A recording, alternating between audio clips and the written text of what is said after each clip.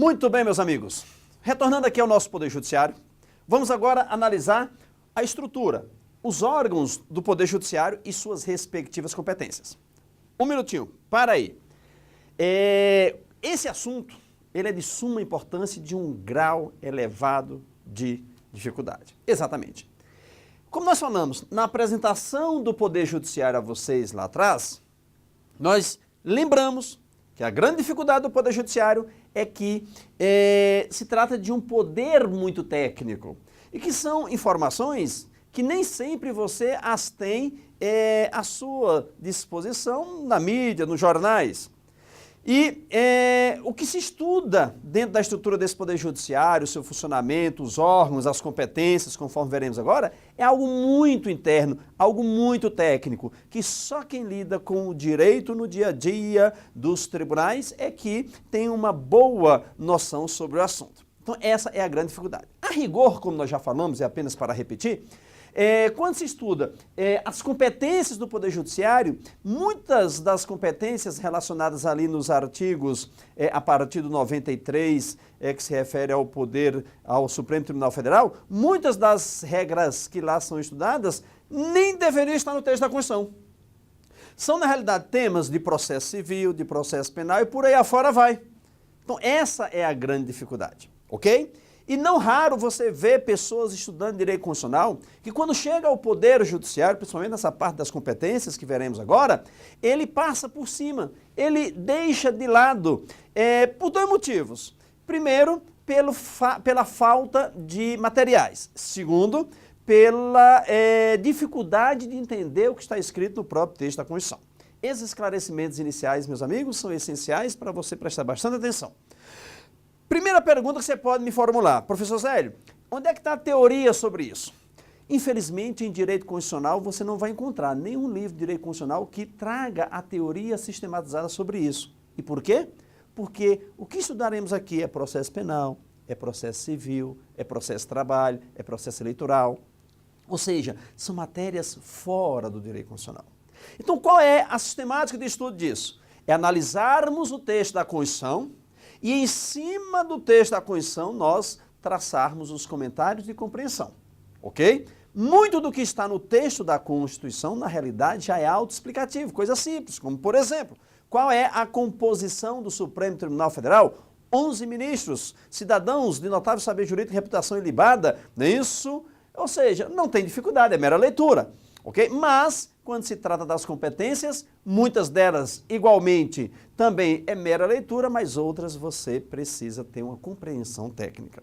Então, nós vamos aqui, de uma vez por todas, matar tudo sobre as competências do Poder Judiciário, para você passar no seu concurso público e, obviamente, nos convidar para o churrasco de comemoração. Fechado? Muito bem. Antes de irmos aqui a estrutura e as competências dos órgãos do Poder Judiciário, vamos até o quadro que eu formulei aqui para vocês aqui do lado, para nós vermos e relembrarmos toda a estrutura do Poder Judiciário. Essa estrutura do Poder Judiciário, vocês se recordam, nós já apresentamos quando fizemos a análise inicial de todos os órgãos do Poder Judiciário. Vamos a eles? Primeiro, nós temos aqui o juiz de direito. Temos o juiz federal, o juiz de trabalho, o juiz eleitoral, o juiz militar. Temos igualmente, segundo grau, do juiz de direito, TJ, do juiz federal, TRF, ou seja, Tribunal Regional Federal, Tribunal Regional do Trabalho e Tribunal Regional Eleitoral. Lá, os denominados tribunais superiores são Superior Tribunal de Justiça, Tribunal Superior do Trabalho, Tribunal Superior Eleitoral e o Superior Tribunal Militar. E, por derradeiramente, nós temos o Supremo Tribunal Federal. Essa é a estrutura do Poder Judiciário. Só relembrando, o processo que nasce aqui, eu posso recorrer para cá, ok? Essa é a regra geral. O processo que inicia aqui, eu posso recorrer para cá. Essa é a regra geral.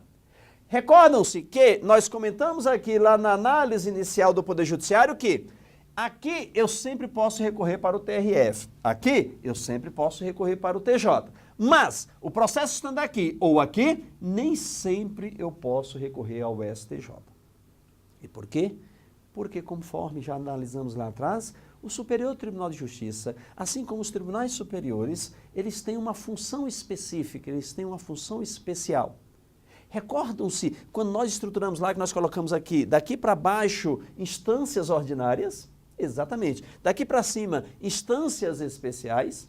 Por que que a parte de cima, ou seja, os tribunais superiores juntamente com o STF, são denominados de instâncias, eles integram as chamadas instâncias especiais? Porque eles não estão lá para apreciar o seu caso concreto. Não é o seu caso concreto, especialmente, que eles estão preocupados. Quando eles analisam o seu caso concreto, é porque, por exemplo, o STF está preocupado mais com a Constituição do que com o seu caso concreto.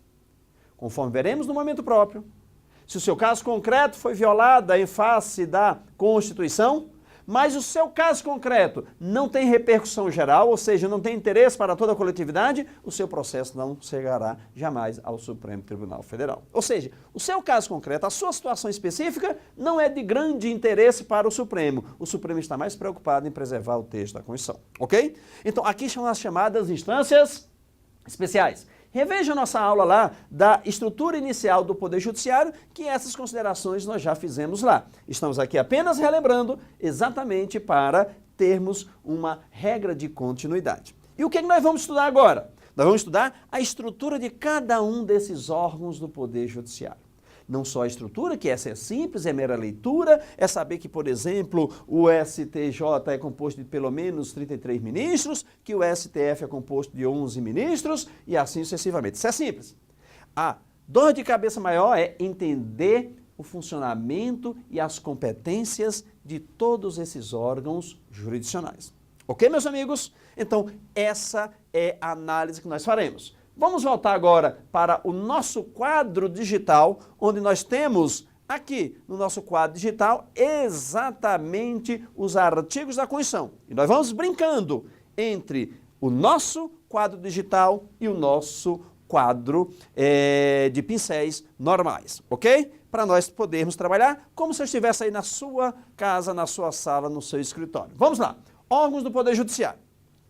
Naturalmente, você vai pegar o seu material onde tem o texto da Constituição e você vai verificar o quê? Você vai verificar que os primeiros artigos, 92, 93, 94, começa com os tribunais superiores. Por exemplo, começa o texto da Constituição, o artigo 92 trazendo a estrutura do Poder Judiciário, o 93, o Supremo, o 93, a estrutura, o 102, o Supremo, o 105, o STJ, o 108, o TRF, e assim vai, 114, Justiça do Trabalho, ou seja, começa de cima para baixo a Constituição, mas nós vamos inverter a estrutura.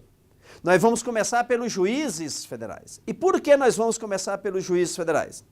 Porque eu não posso explicar para você como funciona o STF se você não sabe como funciona a base.